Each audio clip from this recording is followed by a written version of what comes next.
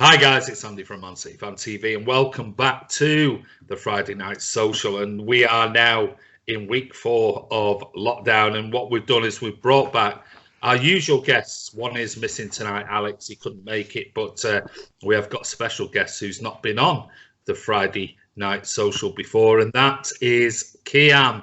So Kiam, how are you doing, buddy? I'm doing very well, Andy. Thanks for having me on, mate. Hey, brilliant. Great to have you on at last. We've also got Karl. Karl is up in the corner somewhere at the moment. How are you, Karl? I'm good. Thank you. Thanks for having me again. Sorry.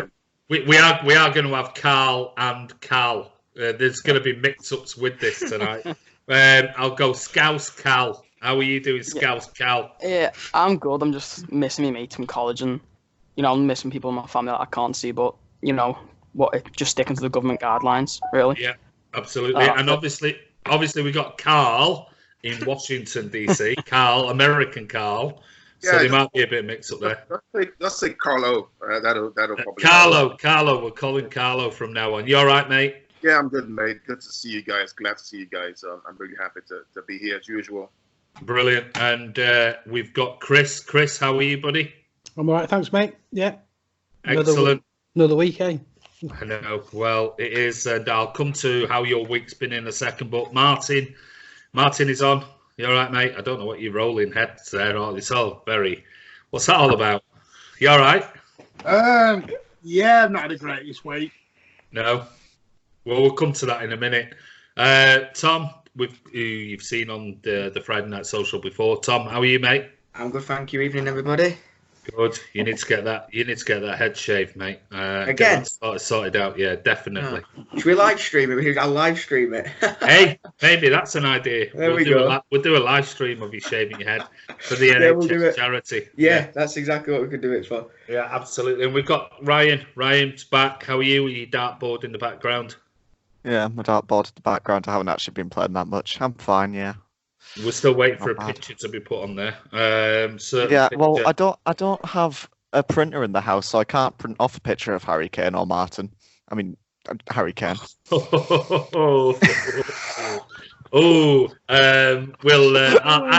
can print you one off and I'll send it. Send me your address, mate. But anyway, Chris, Chris, I'm going to come to you first. Obviously, we as in the nation are in our 4th week of lockdown. You've got a couple of weeks leave, which is great news. How's your first week gone? It's gone all right, but the whole coronavirus feels very real this week. Numbers going up. I had a text tonight from a friend to say that another friend had lost both their mum and dad to it this week.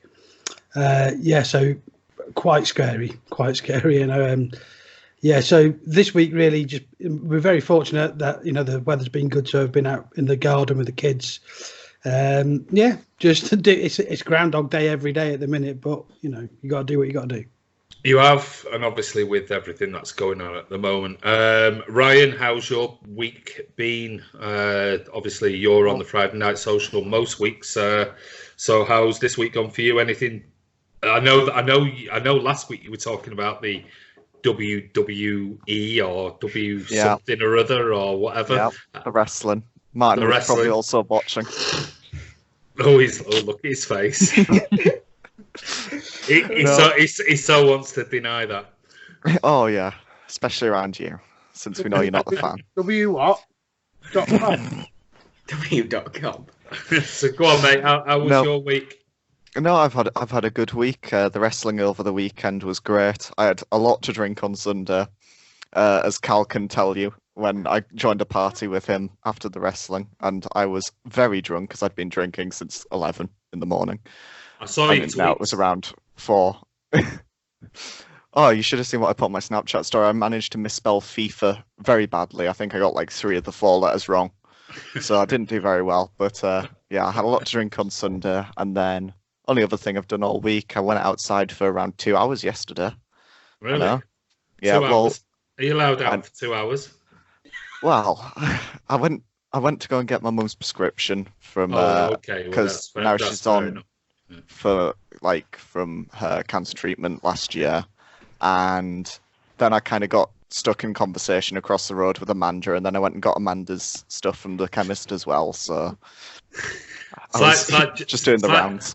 It's like Jack and Ori, isn't it, with him when he comes on? He's got stories about everything. No, Amanda's story was the best one. Amanda's story when she used to play darts. She managed to win a darts match while having a heart attack. Really? Oh, really? Yeah. What? That's definitely one for the next one. So I'm going to move you out, Karl, Scouse Cal. How are you, buddy? I'm good. Just I went out yesterday. I had to go shopping for my mum because she's in work, so I had to go shopping. It's weird because normally my shopping centre's like really packed, no one there. So really, yeah, pretty all right, and got home quick, but just been once again just been sticking to the government guidelines, and just sitting at home, pretty much doing work from college at home and playing on my Xbox with Ryan. Oh God, You've hardly even been on with me. That's Monday and Wednesday. Poor you. Right, I'm gonna bring in Kiam because Kiam is over in Canada. So, mate, how are you, buddy? I'm really good actually. It's I mean, we're not really on lockdown here, so it's a little bit different. So you can go out and you can exercise as much as you want. So for me, it's been pretty good. Every morning I've been down the beach at like 6 a.m. and doing a bit of a run down the beach and keeping myself fit, healthy, eating as well as I can, and obviously playing a lot of FIFA. So yeah, it's been all right for me. But I must admit, I'm going to remove that lady from my FIFA opponent list. What's her name? Amanda, was it, Ryan? Because if she can win a game of darts having a heart attack, she's definitely not playing me at FIFA. Like that. No, I'm good. Brilliant. Well, it's great to have you on at last on the Friday Night Social. Karl in Washington. I love that Venice scene behind you there. How's it going over there, mate, at the moment? Because obviously, people are in. We listened to last week. We listened to Alex in Serbia about what's going on over there. But how's it going in Washington at the moment? It's weird because like the UK, when Boris says stay at home, it's across England, right? Everybody in Wales, everybody obeys the instructions from the president, of the prime minister, and people follow the command. Over here, because of the federated nature of the country, where states, you have this whole Republicans doing one thing, Democrats doing another thing. It's just really weird. Well, I mean, so far in our state, where I live in Maryland, DC area, it's not as bad. But we're obeying the government's order. We're staying at home, going for walks, working from home, doing all we can. I'm spending time with the kids and looking at old city games, right? The old ones, right? Like from the 80s and the 90s, and trying to learn about the club and get the feel about Main Road and issues. So I'm getting accustomed to that, and it's interesting. Which is a perfect time for people who might not have been had the privilege of going to Main Road to watch old school games if they've never watched them before, because it's not often where everyone is in lockdown where you've got weeks on end of how am I going to fill my time. I've played with the kids, I've done the painting, I've cleaned the house, I've done the garden, I've done this, that and the other. It's like, well, what else do I do now? And so it's a great time to be able to go back and with YouTube and everything else is watch some of those old games. Right, okay, we got Tom. Tom, how are you doing, buddy? I'm doing good, yeah. Just doing the same as always, really. But I've been enjoying the weather this week. Been doing some gardening and still been doing all my fitness stuff that I do every week. But yeah, sort of just the same for me, really. Yeah. Yeah. Is your dad all right? Yeah, he's good. Yeah, he's doing all right. Yeah, he's still working. His business, they deal with all the packaging for the food and stuff. So he's still going. So yeah, he's busy, but he's getting along. We'll give him my best, mate.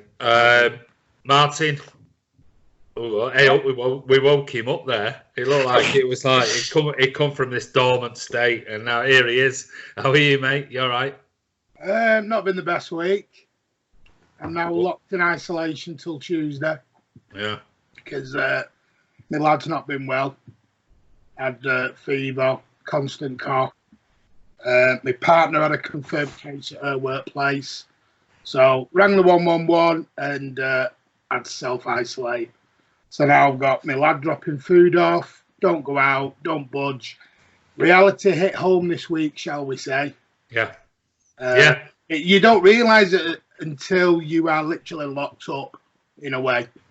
And it's very hard. And me and my partner have not been. We've been taking in turns sleeping downstairs with him because we don't want him on his bed on his own, making sure someone's with him all the time. Because funnily enough, the worse at night, because that's when the coughing really gets going. Literally 3-4 hours coughing non-stop.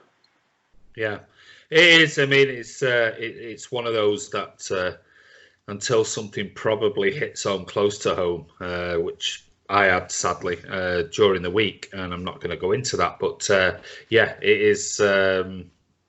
Yeah, it really makes you think about it. So obviously, with the beautiful weather we've had today and planned even decent weather over the next couple of days, I just hope everybody adheres to it, doesn't be stupid, and just follows it, because the quicker we can get out of this week, the quicker we can get back to normal. But anyway, okay, so our first question tonight is all about David Silva. Now, the rumours are today that David Silva potentially could be retiring and actually not going to the likes of Inter Miami or AC Milan or any of the rumours we've been hearing of late. Now, what I'm going to ask the guys is their favourite memory of David Silva. But it can be at Spain, it could be at other clubs, it could be all about Man City. So I'll leave it up to them. But what's your overriding memory of David Silva? One favourite moment. So I'm going to go to Chris first.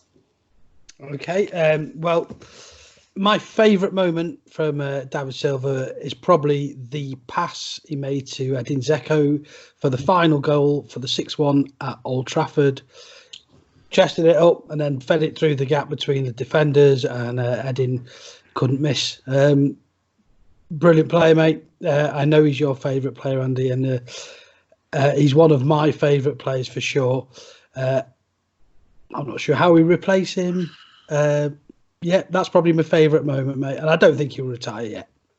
Maybe that's a question then we'll come back to at the end. So on to Martin. What's your favourite memory of David Silva in a football shirt? When we played Wigan and he took on about 6 players, like he had the ball on a piece of string and Wigan players were just flying in, and he did a little back heel flick, got it through to Aguero, and you know, I think Aguero scored an hat-trick that day and David Silva was just laying him on a plate. It reminded me of King Cladsley in that goal against Southampton. And you know what I feel about King Cladsley, so yeah, that was his greatest moment for me. Karl in Washington. Yeah, I have to agree with Chris. I think the game against Man United, 6-1, was probably the moment. I love the way he, touched the ball, swiveled, and then passed it to Dzeko, and Dzeko ran out to score. It's just fantastic. He's a great player. Love him. We'll miss him, but everything that has a beginning must have an end, and so he's come to the end. Should go home and retire and enjoy the time with Matteo. Nice sentiment there. On to Tom. I'll bring him Ryan into here, but on to you, Tom. Right, so for me, obviously he's done so many amazing things on the pitch, but off the pitch, I'd like to say my favourite moment of David Silva is when he brought out Matteo against Huddersfield, not the season that we're in now, the season before that, and he brought him out, and the smile on David's face and the smile on his wife's face, it was just brilliant to see, and the massive roar from the crowd of excitement and also happiness for David that Matteo survived the tough circumstances he was going through. So yeah, that's my favourite David Silva moment. Nice one, mate. Yeah, nice memory. Going to bring in Kiam. Yeah, well, when I first read this question, Andy, I just wrote down all of them because literally every moment that David Silva touches the ball, he's just unbelievable. I'm in awe of the guy. But the obvious one is the 6-1, the pass. That's the one I was originally going to go with, but I knew everyone else was going to pick that. So I've gone for the goal he scored away at Hull in a 2-0 win in 2013-14. Yaya Toure just fed it into him, and he just bent it into the top corner. It was a fantastic finish, and it was going to be a tricky away game, that. So it just set us off on the right foot. And yeah, that's my memory. Okay, somebody who's not a City fan, it's interesting to hear what an Everton fan thinks of David Silva and any memories, even though he's only a young lad. Callum, what are your thoughts on David Silva and any memories that you can think of about him? I could name most Everton City games where he tears us apart, but like it's the most obvious one was that United game, because I think that was the game when David Silva first put himself into that, like from a good player to a world-class player. The way, like, because that United team they hadn't been like as good as they were the previous years, but they'd still been really good that year. And people were like, oh, City aren't going to catch them this season, But it was the way David Silva just made like Ferdinand, these world-class players look like they were nothing. And it was just the passes to Dzeko, the passes to everyone, and like the way he got the ball in like the last 10 minutes and was just walking with the ball, and he was just like he was pointing to other players, so the United players were running to that player, and then he was just running with the ball, and he was putting it back, and he just completely had them all over the place and pretty much owned that game. So definitely United 6-1. What are your thoughts on David Silva from an opposition fan's point of view? What are your thoughts on David Silva as a player? And certainly in the Premier League era, he's completely magical. And I think you compare him to everyone else, he's just completely magical. I don't know what Martin was doing there. We just saw his backside. At least we know he's wearing pants today. Well, maybe we'll bring him out. Chris, are you there? Yes, mate. Yeah. Okay, yeah, that's good because we'll move him out because I don't know if he's scratching his backside there or what he was doing. But I was getting a bit worried about what this Friday night social was all about. I know, so was I. Go on, carry on, Cal. Yeah, just like he's just certainly the greatest Premier League midfielder I've ever seen. Like he's just. And it's the way like he controls the pace, and no one mentions this. When people talk about City's most important player, it's David Silva, because in certain games, it doesn't matter if you're playing Burnley or Barcelona, he can change the pace of the game. He can make it slower, calm, and where everyone plays to their ability, or he can just go 100 miles an hour and make everyone go fast and proper counter attack. He's that gem in that City midfield, and I think that's going to be a lot harder to replace than Vincent Kompany was. I just think it's going to be impossible to replace the same, Karl, about Sigurdsson. What was that? I said we all feel the same about Sigurdsson at Everton. And Tom Gray. Well, I mean,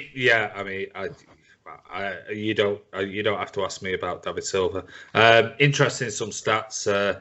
He was the first player to reach, the quickest player to reach 200 wins in 289 games. And you look at some of the other stats. Ryan Giggs was 310. Wayne Rooney was 389. I mean, and they were playing in a great Manchester United teams. He's just, for me, a legend. And nobody mentioned the Blackpool game, that wonderful goal when he beat three players and curled it around there. But watching back, certainly for me, I watched back loads and loads of videos on him because I just thought, well, I've asked the question, I want to go back and just, is there anything I've missed? And the one thing I did miss, and it was the biggest thing that I was so surprised about when I watched it back, was how many assists he should have had. Because when you watch the archives going back, and you can see them on YouTube and everything else, and they're like 10 minutes long, and it's just assist after assist after assist, but they're not goals. There are so many passes that were phenomenal. And you look at it and think, oh my God, what a pass. And yet so many times City players missed it, hit the keeper one-on-one, hit the keeper. And you think, how many assists would David Silva have in the Premier League if we had some, and we have had some great strikers in Dzeko, I was going to say Aguero and things like that, and you think, how many assists would he have if some of those simple chances that should have been converted were converted? But anyway, I mean, that's... I think it's shock more than anything. If you're a striker for us and you look at the room David has and you see the ball come through, I think the strikers were probably more shocked than anything that David actually got it through that tight space. Yeah, I mean, go back. I mean, like I said, he's my favourite all-time player in a City shirt. But if you go back and watch them and just watch how many unbelievable balls he puts in, and most of the time, the strikers or whoever, wingers, are one-on-one with the keeper, and yet they miss. And you just think, could be another 60, 70 assists on top of what he's got now. If 50, 60% of them went in. So, yeah, phenomenal. I'm going to go around the room. All I want is a yes or a no. Should David Silva stay at City for at least one more year? Ryan? What? No. No. He's had his 10 years. No, I said yes or no. Stick to the script. Karl? No. Yes or no? No. Chris? No. Tom? No. Martin? We'll bring No. Well done. We'll bring Martin in. We'll bring Martin in here. What was that? No. No. Kiam? No. Karl? Yeah.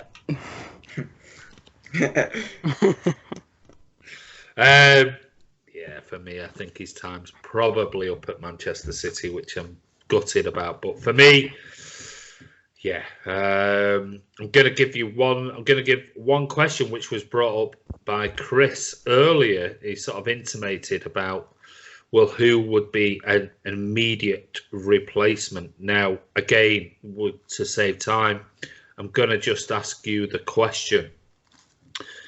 Is it going to be a City player? If so, just say the name. Or if it's going to be somebody that we bring in to replace him, say the name. I don't want a big explanation about why and things like that, because we're moving on to an additional question here. So Chris did sort of say about who potentially could replace him next season. So I'm going to come to Martin first. One player who replaces him. Phil Foden. Okay, Phil Foden for Martin. I'm going to bring in Karl in Washington. I'd love to see Paulo Dybala. Dybala for David Silva. Yeah. Oh. Tom. Bernardo Silva. Bernardo Silva Yeah. to take his place. To Okay. take his place, yeah. All right. Ryan. Yeah, Bernardo. Bernardo Silva for you as well. Very interesting. Kiam. I agree. I think it's Bernardo Silva, the only man with the touch to do it. Interesting. Karl. Scouse Karl.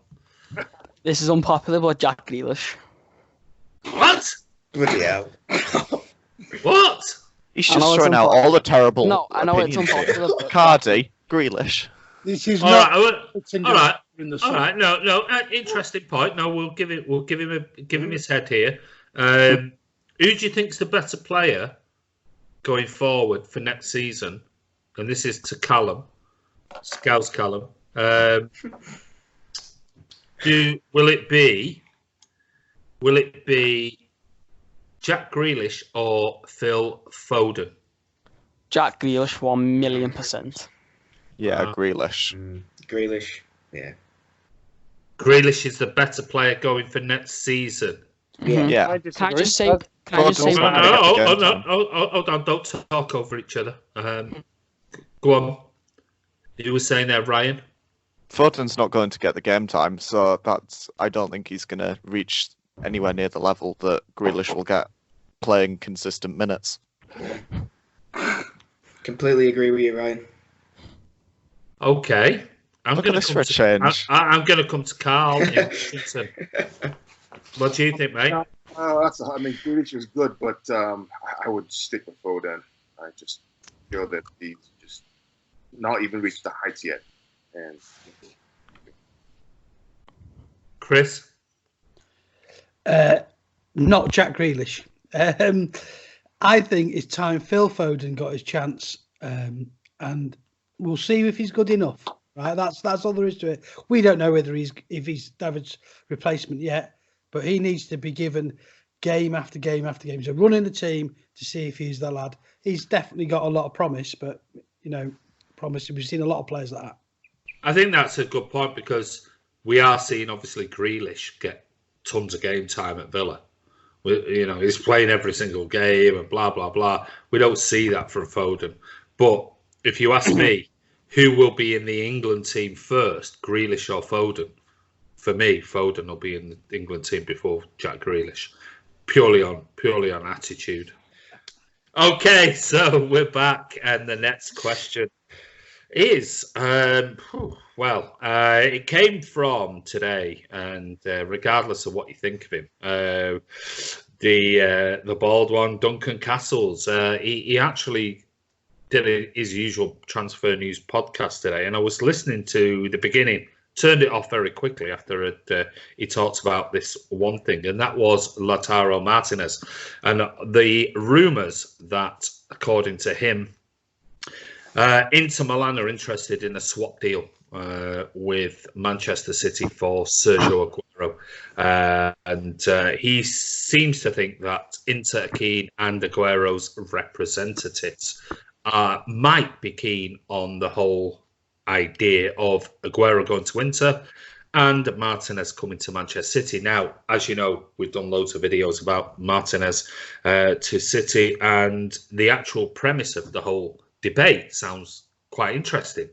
The one thing I did disagree with, which I said on Twitter, was the fact that he made the comment that Aguero might want Champions League victory and win the Champions League before he retires. Now, City are, as we know, in the second leg, where we are right now in the last 16 of the Champions League, and Inter Milan are certainly not going to be winning the Champions League in the next 10 years. So that didn't make sense. But Martinez is certainly a very exciting player, and I just wanted your quick thoughts on what your thoughts on Martinez, what your thoughts on that potential deal, if true. Would you take Martinez coming in for Aguero this season to Inter Milan? So I'm going to come to Ryan. You're in the top corner, so Ryan, you're going first. What are your thoughts on that? There's no chance to be switching him for Aguero. No. I wouldn't be swapping Aguero. I'm pretty sure Aguero's already said that he's going to finish his contract and go off to Independiente, so I'm just expecting that's going to happen. I've said that for years at this point. So I don't see it happening at all. Whether we get Martinez, not really fussed. I don't want to pay 100 million for him. But I mean, I suppose I'd take him for a decent price, but I think there's, again, better options at better prices. Okay. Come to Karl in Washington. Karl, what are your thoughts? Yeah, I don't think it's going to happen, Andy. I don't think that Martinez is a replacement for Aguero. I think there are other strikers out there that would be more iconic, that would represent where City are or where City are going. I don't see it. And I think, to Ryan's point, he's going to go back to Argentina. He said it numerous times, and I expect him to fulfill that. I don't think it's true. And coming from the source, being Castles, I take it with a grain of salt. Man. Okay. Tom? Well, it's an interesting one, isn't it? Because he's said all along since he was at City that he would go back to Independiente and say, "Oh, I'll go back after I've finished with City." But I don't know. It's the only positive thing I can see about getting Martinez is the fact he's 22 and he's young. That's the only thing, because he doesn't score that many goals. 49 appearances this season. He's only scored 17 goals in all competitions. If you're saying he's a quality striker, he needs to be banging in a few more goals than that. If we get him, like Ryan said, we don't want to be paying over the top for him because he hasn't been proved at the highest of levels yet. So I'll just see how it goes, really. If we do decide to get him, make sure that we don't go stupid money for him. And if we don't get him, I'm sure there's other strikers out there who can do a good job for us, or even better than what Martinez could do. Yeah, I mean, like you say, he's only young. He'll be 23 in August. If you look at his club form, not his overall form. But, I mean, 22 games for Inter, scored 12, 3 assists. If you look at it overall, it's 27 games as well. Last season, 27 games, 6 goals, 1 assist. But if you look at it overall, he's got, like you said, he's got 19 in 32 for club and country so far this season. When you listen to Rivaldo said he don't think he's ready for Barcelona, which is one of the teams that are in for him, apparently. He thinks he's not quite ready yet. But one of the things that does strike me with him being Argentinian is this season alone, he's had 7 yellows and 2 red cards. in 22 games. It's like, Wow. yeah. I mean, that's quite a lot for a young kid in particular. 7 yellows and 2 red cards in 22 games. That's quite a lot. But interesting, Chris. To be honest here, Andy, I'm not one who follows much of the football than Premier League stuff. So I did go on YouTube today and have a look at this lad. And yeah, he was all right. I can't say. You look at Aguero's goals to minutes ratio. You know, it's going to be somebody really special to come in to replace him. I don't know. I'm not going to give my judgment on that. I don't think Aguero's going to go to Inter Milan, and I think we should keep him definitely for 1 more year.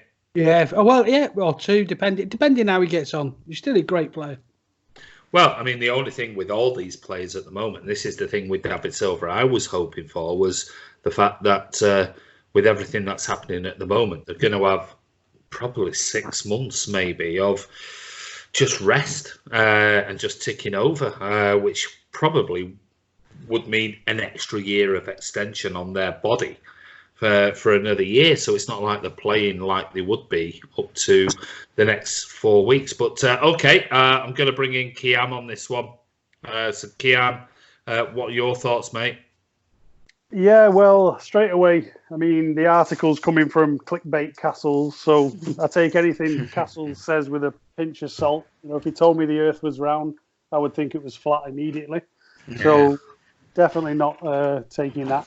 And it's one of those, isn't it? I mean, he's an absolute legend. He is what he is. He's the best striker in the Premier League, the best striker ever to grace the Premier League. So to swap him for Martinez, we would need a bit of money as well, I think. Even with the age difference, I still think we should get the money on the deal. With 1 year left on his contract? Yeah, with 1 year left on his contract. Just because of the name, you know, the shirts they would sell in Italy, you know, they'd make the money back on him, someone like Aguero. But I think we should get the best part of that deal. The only logical thing is Martinez's age, as some of the others have said. You know, obviously he's the younger guy. He's going to give us a bit more longevity. So that's the only thing I would look at, you know, because we do need to think about replacing Aguero. But I would be tempted to look at the lad at Dortmund, Haaland.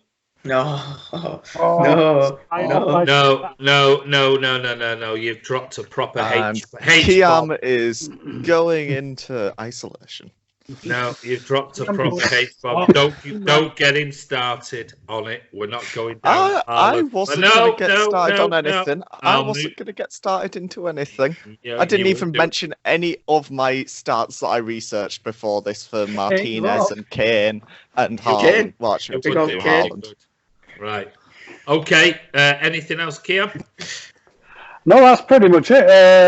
Yeah, you know, if the deal's right, I think it does make logical sense. We do need to replace Aguero. We need to bring in someone younger, but we need to get the best part of the deal financially.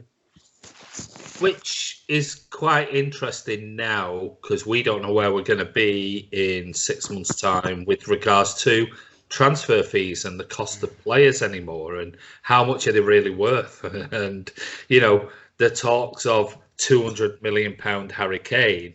Well, nobody's going to pay 200 million quid in this current climate for Harry Kane, which you could see the sense of it and things like that. But nobody's going to pay that in 3, 4, 5, 6 months' time. Nobody's going to be paying that type of money, in my opinion, because, you know, there's just not, because the money, the TV revenue is not coming in at the moment, and, you know, they've lost revenue because of the games, and if it's going to be played behind closed doors, that's more revenue lost, and blah, blah, blah, blah. There's this whole knock-on effect, which might be maybe one for next week that we do and talk about that type of thing. But, okay, I'm going to bring Karl in. Karl, Scouser Karl. What are your thoughts on Aguero, Martinez? Do you think Sergio should be staying at City until the end of his contract, or would it be the perfect time to cash in and do a swap deal with Inter if the rumours are true? Well, I think City should let Sergio go now, because I think sounds very stupid, because I know he's still on a lot of goals, but I think if you look at Sergio, there's been a lot of games this season where he slows the attack down, because he is old now, and I think people don't want to admit it. And there's been a lot of games where he's missed quite a few easy chances, and I think he struggles in a lot of physical games now, and a lot of games where because when he was younger, he could use his pace to beat off the big defenders, and he struggles to do that now. I think if this Martinez thing is true, I think no, because I think Martinez is just, I think that he's getting overhyped because Icardi's not there, and I think that's the only reason why I don't really rate Martinez whatsoever. He's not even a big top 6 striker. He's just doing well in a very slow league where he's allowed time on the ball. I think he'd flop. The one striker I think City should go for in a swap deal would be Mauro Icardi. Yeah, he brings his problems. Come on, Karl. He's obsessed with Icardi. He's obsessed. He's just something else. Like he's finished in the top 3 goal scorers for the Serie A when he was beside him last season, because he didn't play because of you know what he's like. He scored constantly. He was getting 20+ goals every year, and even this year for PSG, I think it's 14 starts, 12 goals, which is pretty impressive. And I just think he'd suit well on City's team. I think it's Icardi City should go for. Right. Okay. Very interesting from a non. I'd rather spend 50 mil on someone from League Two. Well, you two can argue about that on your Xbox. Gonna come to. I brought in Martin. Martin, what are your thoughts on the? I mean, like I said, these are only speculations, rumours, and that's all we're getting in the press at the moment. Is we know we're gonna get these links, and Kiam says one thing about Duncan Castles and things like that, and I tend to agree with him on 99% of what he says, but there are occasions where he does actually have a little bit of inside stuff, but on this one, I just can't see it. I really can't see it. What are your thoughts? I tend to agree with Karl a little bit on the Aguero thing. Mm-hmm. We, as fans, not so much the players, but as fans, we're going down this road of maybe trying to keep hold of our legends too long in our own head.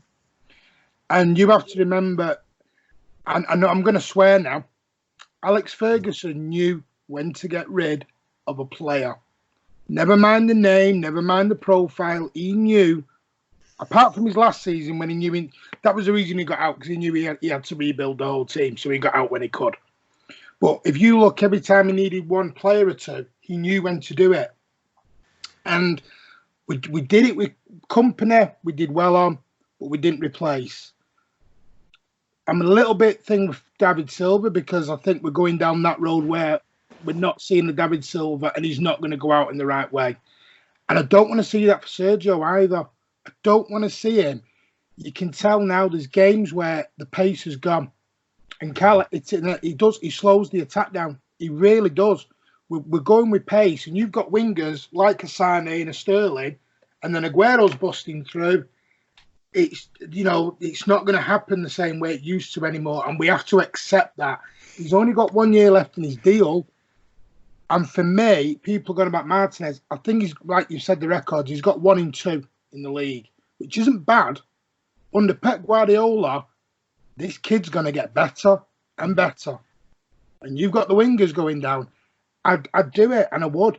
And like Sergio at the end, if it is true, he wants to go if it means City get a top-class replacement in. We've got to think long-term. We've got to take the legends bit. We've got to take the emotion out of it. We really have to, and think long-term for the team. Difficult. I mean, you make some good points there, and I think emotion is a big thing, because we want him to break certain records, and we don't know whether records are going to be broken this season, depending on what happens. And we've got this, and maybe you made a really good point there, is that we, as City fans, we do get emotionally attached to it and look at him, even though he's still scoring banging in goals. I think if City fans are really, really honest and really, really critical and objective with it, we have seen a slight sort of drop off over the last sort of 12, 18 months maybe in Sergio compared to what he was. But the problem being is that even his slight drop off is still so high in the Premier League, and that's the buy off. It's like, well, he's still bloody good. He's still amazing, and still banging in goals left, right, and centre. But is it? I don't know. It's an interesting one. I can't see him going to Inter. Why would he want to go to Inter when Inter are never going to win the Champions League in the next 10 years? So that certainly can't be an argument for going. Will it be a year for him to make a shed load of money, 400-500 grand a week? But again, in the current climate, what's going to happen with wages and things? Sorry to jump in. If the deal was Skriniar and Martinez for Aguero. Oh yeah, I'd take it. I'd take that every single day of the week. They would never offer that. But they never would. They would never. But they are going to sell those two. Those two are going to leave Inter Milan. Right. Well, I'll tell you. Right. I'll stop you here then. Right. Let's just think about what the current market is right now. Forget about where the current market might be in 6 months' time. If I said to you where it is, let's imagine this whole lockdown and everything didn't come in. I'm going to go to each and every one of you. I don't want a discussion. I just want a figure. That's it. If we were still playing right now and Sergio Aguero is still at it where he is right now in the Premier League, and the season was going to finish in, a month's time, and he's got 1 year left on his contract. If he was to be sold, how much money would Sergio Aguero go for? I'll start with Martin, and then I'll bring in the others. Martin, I just want a figure. No, nothing else. 50 million. 50 million. 50, right, okay. I'm going to bring in Ryan. Ryan, how much would Sergio Aguero go for with 1 year left on his contract to anyone in the world? 30 to 40 mil. 30, 40 mil. Karl? Yeah, about 35, 40 mil. 35, 40 mil. Chris? Yeah, I think that's probably about right, 30 to 40 million. But, it depends where he went, didn't it? If he get whatever club he goes to, he's going to score goals. So Yeah. Tom? Yeah, I'd say 40 to 50. 40 to 50, yeah. All right. Still making profit. Okay. Callum? Anything between 15 to 30 mil. What was that? Anything from 15 million to 30 million. 15 to 30, did you say? Okay. Mm-hmm. Kiam? Wow. Karl, that was low. I'd say 65 million. That's a bit exact. No. You have to remember that Aubameyang, only a year or two ago, did go for 50. Yeah. So. 65 million. I mean, the guy's going to play for another 2 or 3 years, and he's such a big name. So, yeah. Definitely. I mean, I've got no idea how much he's worth. I just thought I'd ask the question because that we're talking about 80 to 100 million for Skriniar. If that was the quoted figures in what was the previous climate, when this resumes, God knows what it's going to be. So when we talk about player and swapping players and doing this, I think we need to realise that in the future, Aguero could be worth peanuts, if I'm being honest. So Skriniar could, what might have been 85 to 100 million, might be worth 50 to 60 million. Just on that, sorry, I made a part in the vlog today, and I think with today's current climate, I think you're going to see a lot of player swap deals. Yeah, he wants to. Won't surprise me. Like I did the Cancelo Semedo. Now I'm not saying that will happen, but I think you'll get a lot of clubs that are going to struggle financially. So I think, especially this next transfer window, whenever it is, you'll see more player swap deals than ever before now. I think the only argument that comes into that, the counter argument that comes into that is one thing, and that is what's the player's wages. If somebody's on 250, 300 grand a week, they're not going to go for somebody who you're swapping with who's on £80,000 a week. But that's going to come into the whole debate. You're going to have to start having lower wages. It's that is definitely a discussion we'll do for another Friday night social, because that is definitely one thing that is going to be very, very interesting, talking about where the future of football might go, and that's one we're going to be doing next week. I think which is one I think we discussed it last week and briefly and said we'll do that in the future. So maybe next week we'll talk about the future of football and where it might be.